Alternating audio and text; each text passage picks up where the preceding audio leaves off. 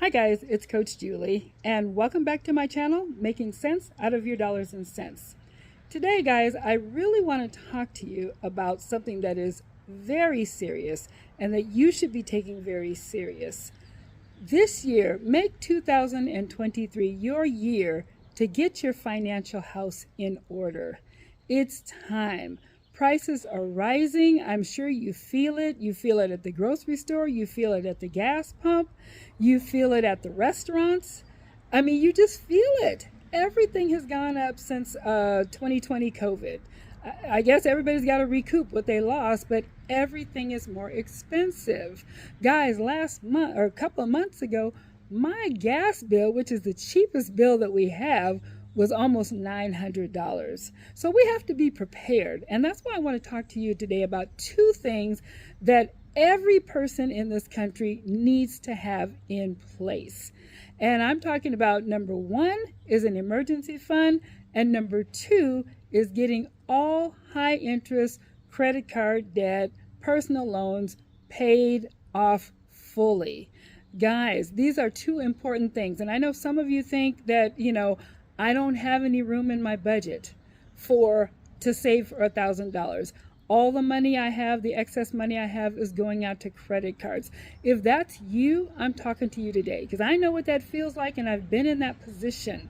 But you don't have to stay there. There are some very simple ways where you can achieve your $1,000 emergency fund and begin to pay off that credit card debt. So if you are struggling to do that, there's a number of ways that you can do that. I would look at cutting back on some things. Actually, there's really only two things you can do. You can cut back on what you're spending, or you can figure out a way to create more income.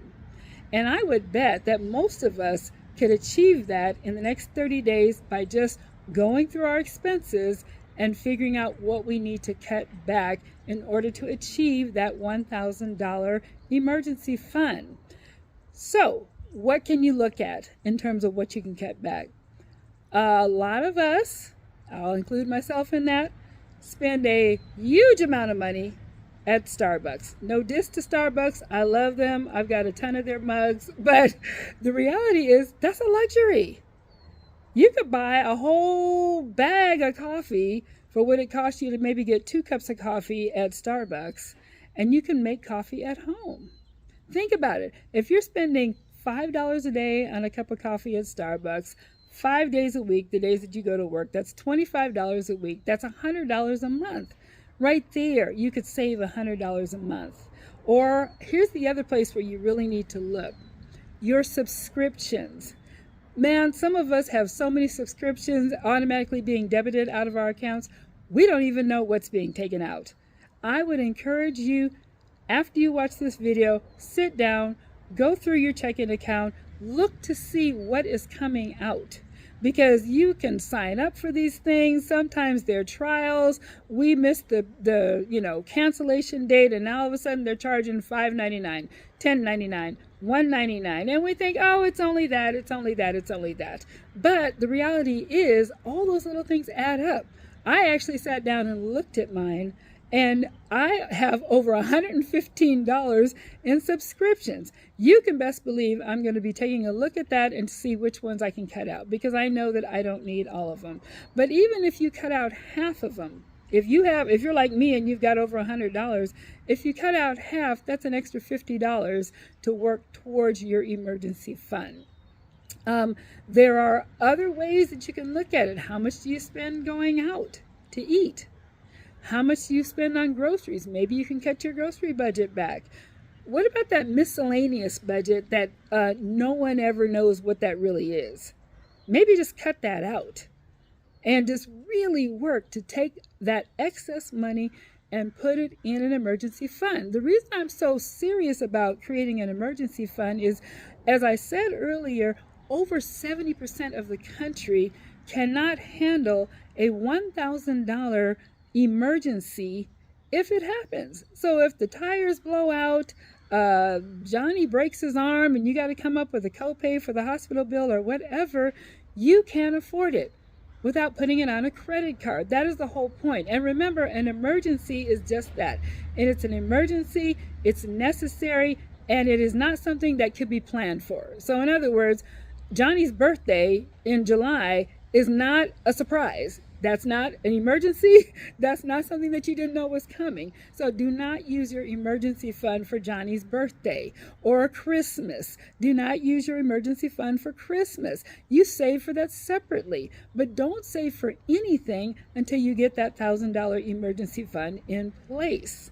And I mean anything. Even if you are investing in other things, bump all that and just make sure that you have $1,000 liquid that you can access. That means I can go to the ATM, I can go to my local bank and draw out the cash, not an investment where you've got to sell it out and wait 3 days to get the finances. You need to have that in place so that you can access it immediately.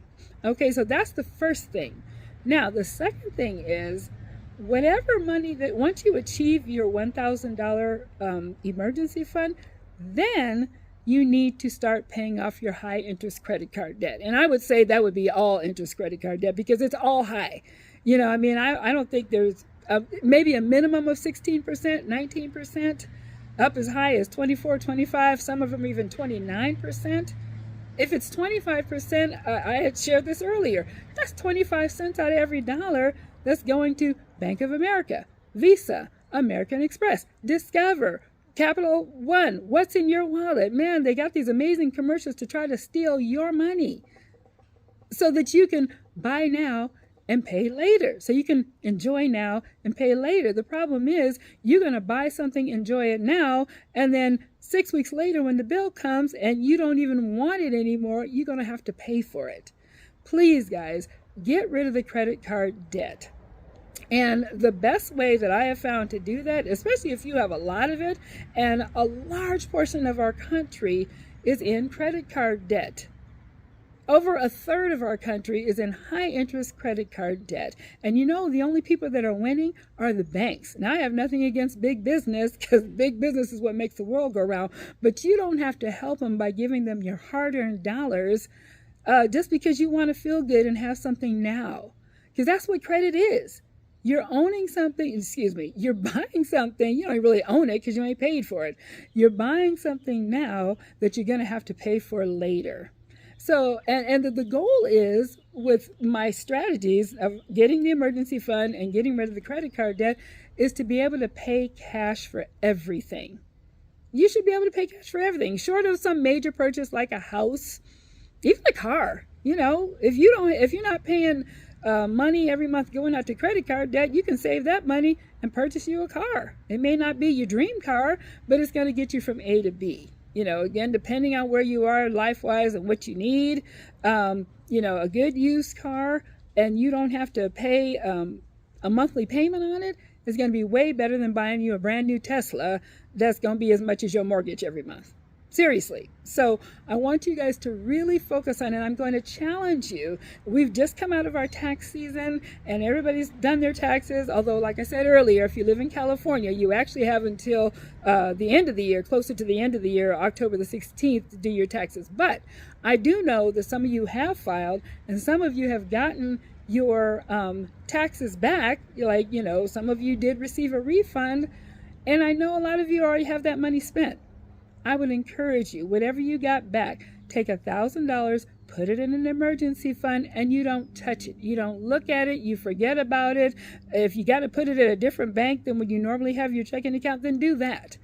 But just make sure you have that in place, because you guys we have to get prepared. We have to get prepared. Things are getting tight. Things are costing more. Things are going up. And if we're not prepared, we're going to get left. So I just feel so strongly about that. I'm going to continue to talk to you about this. And this is really the number one way to build wealth. Before you start looking at investing, real estate, or stock market investing, or anything like that, really, you have to begin to get your house in order.